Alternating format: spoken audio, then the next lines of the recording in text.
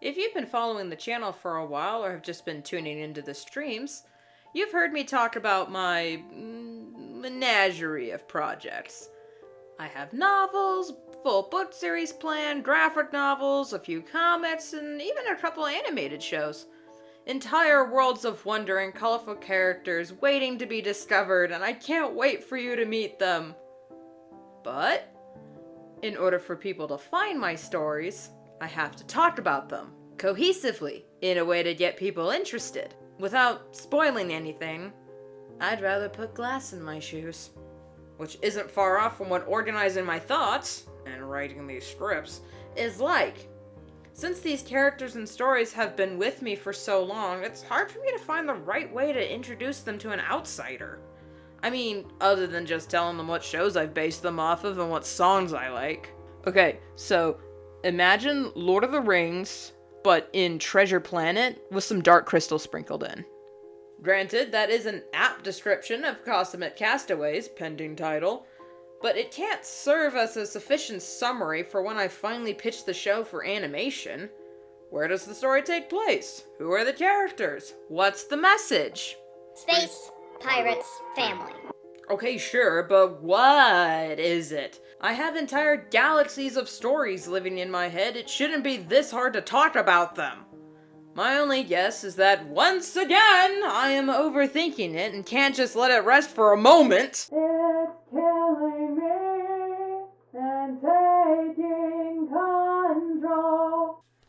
After taking a weekend break to recharge and regroup, I was sick. I figure, to make it easier on myself, I just need to formulate an outline for these sort of things.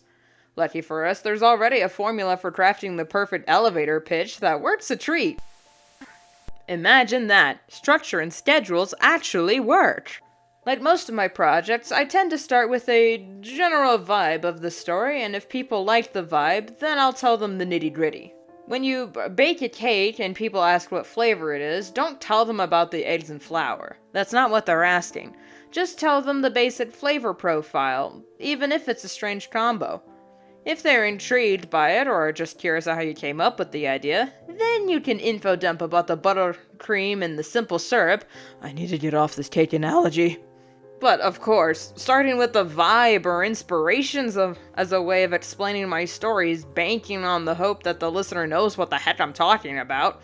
And that just sounds like bad practice. There's no way this is an actual thing that writers do to pitch a story.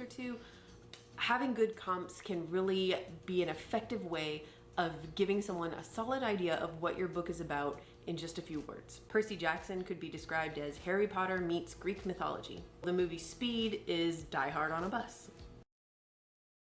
What?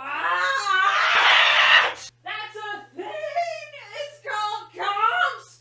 The thing I've been doing this whole time has a name! You mean to tell me this whole week span of stress, rewrites, and burnout could have been avoided by watching one goddamn tutorial?!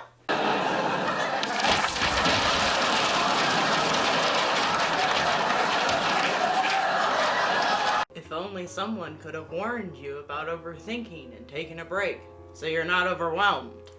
You are correct, and I hate it. Go away. It's all a balancing act. Don't you repeat my own advice back at me! Obviously, I need to go back to the drawing board and apparently back to YouTube school before I try to present anything as advice.